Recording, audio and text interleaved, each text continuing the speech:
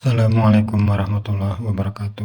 Alhamdulillahirabbil alamin. Allahumma sholli ala sayyidina Muhammad wa ala ali sayyidina Muhammad kama shallaita ala sayyidina Ibrahim wa ala ali sayyidina Ibrahim wa barik ala sayyidina Muhammad wa ala ali sayyidina Muhammad kama barakta ala sayyidina Ibrahim wa ala ali sayyidina Ibrahim fil alamin innaka Hamidum Majid. Sahabat-sahabat, marilah kita senantiasa selalu bersyukur atas nikmat Allah yang telah kita terima, terutama nikmat iman Islam. Alhamdulillah kita masih iman Islam, masih bisa menjalankan perintah Allah, menjauhi larangan Allah, dan mudah-mudahan Allah memberi kekuatan untuk melaksanakan segala perintah Allah, menjauhi segala larangan Allah. Tak lupa salawat dan salam semoga tercurah pada junjungan kita Nabi besar Muhammad SAW, Nabi akhir zaman, Nabi sebagai penutup dari para Nabi dan Rasul, tidak ada Nabi setelah dia. Sahabat-sahabat yang dirahmati Allah, marilah kita dengarkan kajian ini. Semoga kita dengan bertambahnya ilmu ini juga meningkatnya kekuatan keimanan kita kepada Allah Subhanahu wa taala, meningkatnya juga keyakinan kita kepada Allah Subhanahu wa taala, dan juga meningkatnya amal ibadah kita baik dari segi kualitas maupun kuantitas. Manusia ini, siapa manusia? Ya kita ini ya. Ada enggak di sini selain manusia? Ada. Semut ya. Misalnya, belum lagi makhluk Allah lain yang kita nggak bisa lihat, ya yang kita nggak bisa lihat. Manusia ini, kita ini sebagai makhluk Allah Subhanahu wa taala seringkali berkata saya sudah terpojok. Ada itu oknumnya itu. Ada enggak oknum yang ngomong begitu? Saya udah mentok. Mentok, nggak ada jalan keluar. Saya udah bertemu dengan jalan buntu. Ada enggak oknum yang bicara begitu? Jadi mengalami masalah, terus ngomong jalan buntu, nggak ada solusi lagi, nyerah saya. Oknum-oknum manusia model begini ada atau nggak ada? Pernah enggak kita mengalaminya? Mungkin nggak ngomong tapi batin ya, terus mentok gitu ya. Mungkin nggak bicara tapi hatinya berbicara, mentok. Kondisi semacam itu akhirnya menimbulkan suatu rasa di hati yang nggak enak. Ya, rasa di hati yang nggak enak. Contoh, kasus keuangan, dipecat dari perusahaan, gaji dibatalkan. Kenapa? Karena hutangnya kebanyakan. Dianggap lunas hutangnya, tapi gaji tidak diberikan. Keluar dari perusahaan tanpa pesangon. Sementara di luar, banyak orang nagih hutang. Belum lagi tuntutan di rumah. Istri yang menuntut, anak yang nggak paham urusan orang tua, pokoknya minta, kalau nggak dikasih nangis. Siapa itu? Kita pernah ngalamin. Lupa ya, di waktu kecil kan gitu kan? Lihat balon pokoknya, bunir, nangis. Ya, papa, nangis. Senjatanya nangis. Buat pusing orang tua. Kita ini pernah ngalami yang semacam itu dulu. Mungkin sekarang udah amnesia, saya ingatkan lagi. Ya udah lupa mungkin kita masa kecil kita baru kemarin masa kecil itu ya, mungkin 20 tahun lalu, mungkin 15 tahun lalu, mungkin 25 tahun lalu, mungkin 40 tahun yang lalu, baru kemarin kita mengalaminya. Kita sudah lupa. Tuntutan anak, tuntutan istri, tuntutan orang-orang yang menuntut. Muncul kalimat mentok. Kepepet, mentok, nggak punya solusi. Dalam kondisi semacam itu kira-kira ada enggak solusinya? Ya, nah itu loh. Perlunya kita belajar. Ya, perlunya kita belajar. Saya mau ngasih contoh aja. Saya punya handphone misalnya, punya handphone. Handphonenya kehabisan data. Paket datanya habis. Duit nggak punya. Sehingga nggak bisa beli paket data yang baru. Dan saya harus live streaming di YouTube. Ngajar harus saya live streaming kan. Pertanyaan saya, mentok atau nggak mentok ini? Duit nggak punya, ya kemudian pulsanya habis, paket datanya habis, dan saya butuh live streaming. Mentok atau nggak mentok? Dalam kondisi itu mungkin seseorang berpikir mentok. Ya, karena dia lupa satu hal. Apa yang dia lupakan?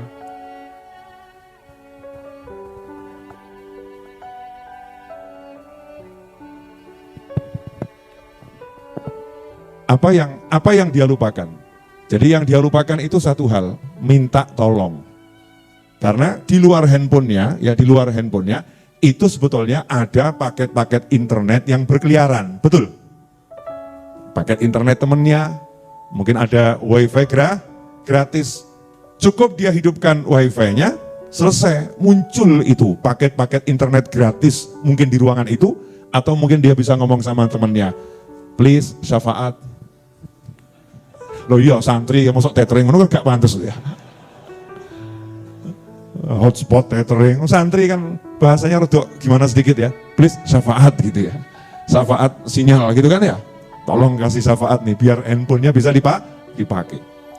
Begitu dikasih syafaat tiba-tiba punya paket internet milik orang lain yang bisa dipakai. Masalahnya selesai atau enggak selesai? Selesai. Selesainya mudah atau susah? Mudah. Gara-gara apa itu? Mau minta tolong dan melihat sebetulnya pertolongan itu ada. Solusinya ada dan dia mau lihat. Terus minta tolong. Selesai. Betul? Nah, pertanyaan saya, apa yang gak bisa disolusikan sama Allah? Orang semuanya miliknya Allah. Iya, semuanya miliknya Allah. Berarti apapun masalahnya, solusinya itu sudah ada atau belum? Sudah ada. Solusinya sudah ada. Yang dibutuhkan apa? Minta tolong. Ya, minta tolong. Dan minta tolongnya enak. Kepada siapa minta tolongnya? Kepada Allah Subhanahu wa Ta'ala. Nah, caranya gimana? Biar ditolong sama Allah. Nah, minta syafaat sama temennya, nggak dikasih kan ya nggak nyambung kayak. Passwordnya rahasia, pelit, biarin. Nggak dapat kita ya. Kan harus ada caranya nih, biar kalau kita minta tolong, kemudian ditolong. Dan ternyata Allah Subhanahu wa Ta'ala karena maha baiknya, Allah itu udah ngasih tahu rahasianya agar Allah nolong kita. Loh, enak ya? Disuruh minta tolong dan dikasih tahu biar ditolong caranya gimana. Itu baik atau maha baik itu? Maha baik. Dan ternyata caranya itu mudahnya luar biasa. Apa itu? Wasta'inu bis-sabri was-shalah. Itu diantaranya. Dapatkan pertolongan dari Allah bis-sabri was-shalah. Dengan sabar serta sholat. Raih pertolongan Allah dengan sabar dan sholat. Nah, ini menarik. Karena ternyata syarat nomor 1 mendapat pertolongan Allah itu bukan sholatnya dulu. Bukan wasta'inu bis-shalah was-sabri. Raih pertolongan Allah dengan sholat dan sabar. Enggak begitu. Tapi ayatnya wasta'inu bis-sabri was-shalah. Raih pertolongan Allah dengan sabar dan sholat. Sabar dan sholat. Sabar dan sholat. Berarti kata kunci nomor 1 apa? Sabar. Berarti kalau mau ditolong caranya apa? Sabar. Pertanyaan saya, kebanyakan manusia yang nomor 1 ini gagal atau berhasil? Gak punya duit, minta tolong, biar dikasih duit. Betul ya? Seharusnya sabar atau nggersuloh? Yang lucu adalah Allahnya dirasani. Bayangin, ngeri ya, kita ini manusia, Allahnya dirasani, Allahnya digunjing, Allahnya diperbincangkan. Maksudnya Allah gimana sih ya? Udah tahu saya ini miskin, masih dikasih musibah pula. Dipecat dari perusahaan. Gimana ini? Mau minta tolong modelnya begini. Kira-kira dapat nggak model begini? Ya repot ini.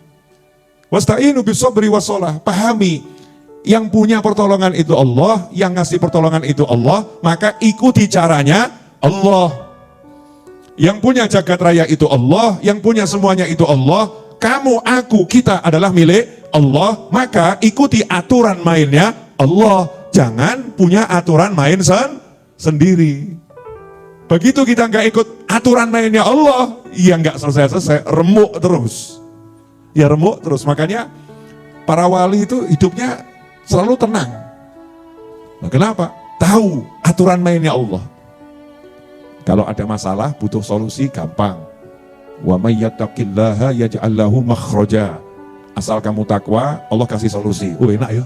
Jadi butuh solusi itu gak usah repot-repot, takwa saja. Anak wedok ayu merem. Takwa itu. Gampang toh ya? Melek sama merem itu kan hal yang mudah toh. Melek merem gitu ya. Mudah. Ada perempuan cantik lewat, kita suruh merem, itu mudah atau susah? Maaf Bu, yang di sini jawabannya susah katanya. Katanya susah. Takwa, kalau kita mau jalankan aturannya Allah ini selesai. Masalahnya apapun tersolusikan karena disolusikan sama Allah, selesai. Bib, kalau yang itu kok ya rada abot, ya sudah ini. Wasta'inu bisobri wassalah. Sabar aja. Nomor satu sabar. Karena orang itu nggak akan bisa sholat kalau nggak sabar. Orang itu nggak akan bisa puasa kalau nggak sabar. Orang itu nggak akan bisa sodakoh kalau nggak sabar. Orang itu nggak akan bisa berbakti kepada orang tua kalau nggak sabar. Orang tua itu nggak akan bisa nyayangi anak kalau nggak sabar. Istri itu nggak akan bisa taat pada suami kalau nggak sabar. Suami nggak akan bisa membimbing istri kalau nggak sabar. Makanya sabar nih sama Allah ditaruh di depan. Mau kamu ditolong, sabar. Contoh yang gampang nih. Kalau misalnya di sini ada sate, misalnya bayangin juga enak tuh ya. Sate, sate kambing, sate ayam, sate kelinci, lengkap udah. Kebetulan yang kelinci saya tuh nggak tego, tidak singkirkan. Sate is kan biotegoan, ya Ustaz. Kambing sama ayam. Saya pengen makan ini karena lapar. Karena lapar. Bisa enggak ini langsung tak telan? Lapar saya. Lapar itu kuncinya perutnya terisi atau enggak terisi? Terisi. Jadi kalau pengen laparnya hilang, perutnya diisi. Nah, untuk ngisi perut ini kalau enggak sabar bisa enggak? Mati. Keseretan gitu ya. Kenapa? Oh sate 5 tusuk langsung mau dilek semua. Kan ya nggak iso, sabar ngunyah, dikunyah dulu, sabar. Masuk mulut, dikunyah dulu, sabar. Nah untuk yang paling mudah saja urusan makan, itu butuh sabar ngunyah, minum. Ini contoh. Ini kalau saya pengen langsung habis, langsung tak sedot, kan bisa keselak. Betul ya? Biar masuknya itu enak, ya butuh sabar. Bismillahirrahmanirrahim. Alhamdulillah. Nah kalau begini misalnya, contoh ya. Alhamdulillah, nggak enak. Betul cepat, tapi nggak enak. Ini air masalahnya. Nah coba kalau ini coklat kental. Ini kan wedang jahe ya. Bisa mandek di sini ya. Makan, minum, butuh sabar. Ibu mau melahirkan, Bu, mohon maaf. Hamil baru 3 bulan, terus pengen cepat punya anak. Ayo metu. Anaknya yang jawab, Bune sabarin. Bu sabar Bu, insya Allah 6 bulan lagi nggak usah ibu suruh, saya akan keluar, akan memberontak, saya akan keluar. Sabar, tunggu. Kita nanam tuh pohon, ya pohon kelapa misalnya. Apa ujuk-ujuk ada buah kelapanya? Ya enggak, tumbuh dulu, sabar. Nanti buah kelapanya akan keluar. Semua butuhkan sabar. Dan pelajaran sabar ini yang sekarang nggak diajarkan. Kemerungsungnya luar biasa. Pengen tuh semua tiba-tiba langsung beres gitu. Nggak ono sabar. Ya, sabar itu hilang. Sehingga sabar itu jadi momok. Oh, nasihatnya sabar, orang melu ngrasake. Ada enggak nih oknum yang suka ngomong begitu? Saya terjemahkan dulu ya, karena banyak nih peserta dari luar negeri yang nggak paham. Ya, jadi banyak orang yang bicara begini. Cuman bisa nasihatin sabar. Mungkin nggak ikut merasakan apa yang aku rasakan. Dia tidak ikut merasakan apa yang aku rasakan. Ini penyakit ini. Penyakit hati. Nggak mau terima nasihat. Jadi sabar ini penting. Begitu kita bisa sabar, selesai. Langsung pertolongan Allah itu akan turun. Komplitin. Wassalah. Wasta'inu bisobri. Wassalah. Sholat. Sholatnya udah punya resep sabar, Masya Allah. Gak akan sholat sendiri, sabar, cari jamaah. Betul ya? Sabar, jangan nyalip imam. Masya Allah, ada nih orang yang sholat gak sabar, imamnya kesuwen. Jadi imamnya baru, walaupun, dia bilang, amin. Dia. Ben cepat rambung gitu. Imamnya baru mau Allah, dia sudah bar. Masya Allah, gak sabar. Kalau dia mendahului imam terus, bisa kehilangan nanti pahala sholat berjamaah. Sabar. Dan seperti apapun kita mau dalu imam, gak mungkin bisa menang. Kenapa? Karena mau salam tetap nunggu imam. Coba antum, imamnya sudah baru berdiri, antum mendahului, ruku, iktidal, sujud, tahiyat akhir. Kok orang unjuk-unjuk imamnya ya? Tidak bisa. Tetap harus nunggu imam, sabar. Begitu sabar ini jadi kunci, hidup itu enak nanti. Asyik betul. Karena semuanya jadi terpapar, kelihatan, oh mudah ya. Cara Allah nolong hambanya itu ditontonkan, tuh ya dipertontonkan dengan luar biasa. Contoh Nabi Muhammad SAW. Saya kan belum lama kan dari sono ya. Tahu kan dari sono? Dari mana? Dari sono gitu ya. Napak tilas. Saya menyusuri belum selesai. Jadi saya mau balik lagi insyaallah. Menyusuri jejak perjalanan Nabi Muhammad SAW dari Mekah ke Madinah. Saya dapat satu hal. Lah kenapa? Ini yang di kepala saya ya, di kepala saya. Kenapa ya kok Kanjeng Nabi Muhammad SAW itu dibiarkan dalam kondisi yang tidak enak di Mekah? Kok nggak langsung dipindah ke Madinah itu? Kok nggak langsung dipindah ke Madinah? Seakan-akan kan di Mekah dicaci, dimaki, dihina, di Taif, dilempari, kan dibiarkan begitu ya. Sementara sahabat disuruh berangkat. Nabi SAW kondisinya seperti itu. Kenapa gitu? Kok Allah nggak langsung dari awal nyuruh Rasulullah pindah ke Madinah sana, pindah sana. Kenapa seperti itu? Karena Allah akan mengajarkan pada seluruh umat yang namanya sabar.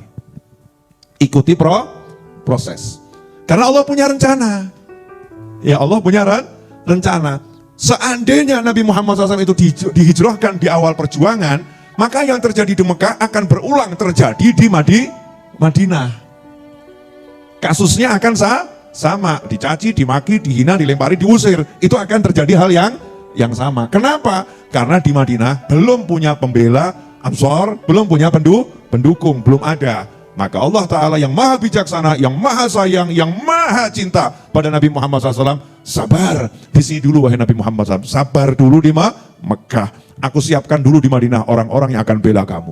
Aku siapkan dulu di Madinah kawan-kawan yang akan berjuang untuk membela perjuanganmu wahai Nabi Muhammad SAW.